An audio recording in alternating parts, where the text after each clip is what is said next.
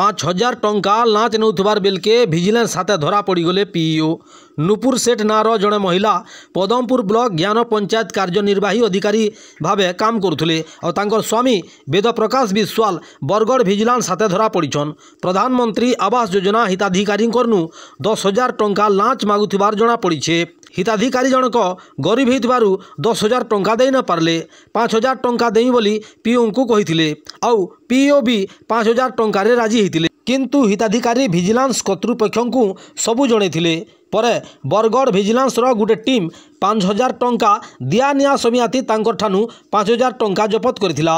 दुही अभियुक्तଙ୍କୁ धरिकुरी बरगढ़ विजिलेंस कार्यालय के आनिकुरी पचरा उचरा करुथबार जारी रखिछे।